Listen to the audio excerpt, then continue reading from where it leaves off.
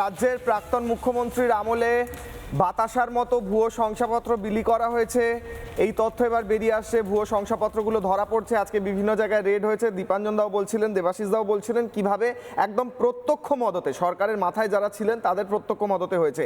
কিভাবে এটাকে ডিফেন্ড করবেন নাকি কন্ডেম করবেন, আপনার বিষয়। 30 সেকেন্ডস। না, এই বিষয়টা মাত্র 30 সেকেন্ড, যাই হোক, ডিফেন্ড করার তো কোনো বিষয় নয়। আমি জানি না যে স্যার আপনি বলতে পারবেন যে এই ভুয়ো শংসাপত্র কোন সাল থেকে, মানে তৃণমূল আসার পর থেকেই কি দেওয়া হচ্ছিল স্যার? না, আপনি পরে প্রশ্ন করবেন, আগে উত্তর। না, জানতে চাইছি আমি, এটা কি তৃণমূল সরকার আসার পর থেকেই ভুয়ো শংসাপত্র চালু হয়েছে? আপনি আপনাদের কথা অনুযায়ী 10, যেটা কিশলয় বললো, 10 থেকে 12 বছর ধরে এটা চলছে। তার মানে তৃণমূল আসার পর থেকেই চালু হয়েছে।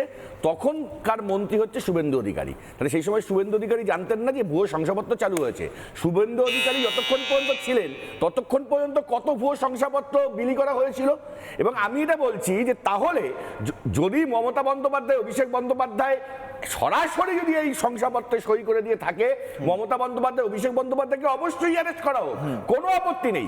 কিন্তু এই যে আপনারা একটা প্রোপাগান্ডা তৈরি করছেন, আমি একটা ছোট কাউন্টার করছি, একটা ছোট কাউন্টার করছি। বিজেপির বলবে শুভেন্দু অধিকারী, এক সেকেন্ড, শুভেন্দু অধিকারী এই দলটা ছেড়ে অন্য দলে গিয়েছিলেন, তার পিছনে তো কারণ ছিল, তাই জন্য তো ছেড়েছিলেন দলটা, নাকি প্রাক্তন মুখ্যমন্ত্রী মমতা বন্দ্যোপাধ্যায় এবং ভাইপো অভিষেকের মতো বসে বসে অনুপ্রবেশে মদত দিয়ে গিয়েছেন? আমাকে বলতে দাও, একটুখানি ভাই বলতে দাও। ভাইপো অভিষেক বন্দ্যোপাধ্যায় ইউনিয়ন অফ ইন্ডিয়াকে চ্যালেঞ্জ করেছে। যদি এই কাজ হয়ে থাকে, মমতা বন্দ্যোপাধ্যায়, অভিষেক বন্দ্যোপাধ্যায়কে অ্যারেস্ট করুক। আর সবচেয়ে বড় কথা হচ্ছে যে ওই পুরো দপ্তর থেকে ভুয়ো শংসাপত্র দেওয়া হয়েছে, তার মন্ত্রী ছিলেন ফিরহাদ হাকিম, যিনি বিধানসভায় এখন শুভেন্দু অধিকারীর প্রেমী হয়েছেন। ফিরহাদ হাকিম দেবাশিস দা কাউন্টার করছেন, এক সেকেন্ড, দেবাশিস দা হাত তুলছেন, এক সেকেন্ড, কাসেম দা, দেবাশিস দা কাউন্টার করছেন, তারপর অঙ্কনের কাছে বলুন। দেবাশিস দা বলুন, এক সেকেন্ড, দেবাশিস দা বলুন কি হাত তুলছিলেন, তারপর অঙ্কনের কাছে। আমি জানতে চাইছি কবে থেকে হচ্ছে। হ্যাঁ, এই যে সিস্টেমটা যেটা হয় সেখানে পুরোটাই তার যে পুরো মানে প্ল্যান অফ অ্যাকশনটা যেটা তৈরি হয় বা হয়েছে বা হোয়াট এভার, যারা যারা এক্সিকিউট করেছে তার সাথে পুরো মানে যে দপ্তরের লিঙ্ক থাকে তার মধ্যে কালোভদ্রে মানে এটা পুরোটাই বলতে পারেন যে হোম ডিপার্টমেন্ট বা সঙ্গে যারা ইন্টারলিঙ্ক যারা অফিসার থাকেন, যে হোম ডিপার্টমেন্ট মমতা বন্দ্যোপাধ্যায়ের হাতে ছিল, শুধু ঠিক, হ্যাঁ ইস্যু করে। আমি যেটা বলছি উনি একজন অফিসার, আমি অফিসার হিসেবে মূর্খ, দাঁড়াও, আমরা রাজনীতি করি। স্যার বলুন প্লিজ। পুরো এই যে সিস্টেমটা যে সরকার, এর মধ্যে না কোনো মানে এই ডিপার্টমেন্টগুলো ছাড়া অন্য কোনো ডিপার্টমেন্টের মানে আশেপাশেও কোনো লিঙ্ক থাকে না। পুরো সিস্টেমটাই অপারেটেড হয় ওপরে, মোটামুটি হোম থেকে আরম্ভ করে শুরু করে, এখানে ডিএম বা এখানে এসপির অনেকটা ভূমিকা থাকে, বা যেটা বললো স্বাস্থ্য দপ্তরের ভূমিকা থাকে।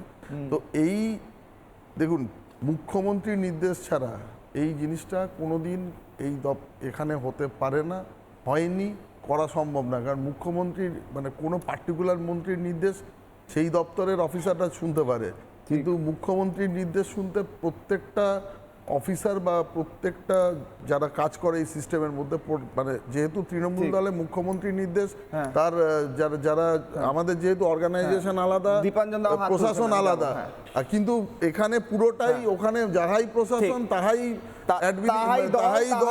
তৃণমূল। ঠিক, দীপাঞ্জন, আমি আসছি এক সেকেন্ড, এখনো অনেকে বলেননি, আমি একটা বাইট শোনাতে চাই স্যার। আমি এক সেকেন্ড, আমি তৃণমূল নেতারা কি অনুপ্রবেশে সাহায্য করতো একবার দেখি কি বলছেন অনুপ্রবেশকারীরা, দেখুন। ছেলে হতে গেলে তো চিকিৎসা পরিষেবা নিতে হবে মানে মাকে, তা সেগুলো আপনি কিভাবে পেতেন? এটা চণ্ডীদল হাসপাতালে পেতাম। কি সরকারি সরকারি হাসপাতালে। সেখানে কিভাবে পেতেন আপনারা? আমরা নিজেই যেতাম। আপনাদের কাছে তো কোনো ডকুমেন্ট নেই, তা কিভাবে দিত? ও পঞ্চায়েতের একটা লিখিত দিত। আচ্ছা, সেই লিখিত দেখালি। কোন পঞ্চায়েত? ডানকুনি পঞ্চায়েত। পঞ্চায়েত থেকে লিখিত আপনাদেরকে দিত? হ্যাঁ, আমার বাড়িওয়ালা দিয়ে দিত। মানে আমরা ভাড়া থাকতেন? ভাড়া থাকে। পঞ্চায়েত থেকে লিখিত কি দিত? হ্যাঁ, যে নিয়ে বাংলাদেশে মানে চিকিৎসা হতে যাচ্ছে, একটু দেখেন এইভাবে। আচ্ছা, তা আপনাদের কাছে তো ভারতের কোনো মানে কাগজপত্র কি আছে? কোনো কাগজপত্র। এই কাগজপত্র ছিল না, তাও প্রধান লিখে দিয়েছিল? হ্যাঁ, উনি বলছে এবার দিলাম, এরপরে চেষ্টা করো কাগজ করার জন্য। আমরা চেষ্টা করিনি, থাকবো না বলে। কাগজ পাওয়ার পর আপনারা চিকিৎসা পরিষেবা কী কী পেয়েছেন? এটা সঠিক আমি বলতে পারবো না, আমার বই বলতে পারবো। সরকারি হাসপাতাল থেকে যা যা পাওয়া সব কিছু? হ্যাঁ, এটা মিছে কথা বলবো না, এটা পেয়েছি। অঙ্ক নানা ধরনের কন্টেন্ট দেখার জন্য লাইক করুন, শেয়ার করুন আমাদের ফেসবুক পেজ, সাবস্ক্রাইব করুন আমাদের ইউটিউব চ্যানেল। পাশাপাশি অন্যান্য ব্রেকিং নিউজের জন্য অবশ্যই চোখ রাখুন রিপাবলিক বাংলায়।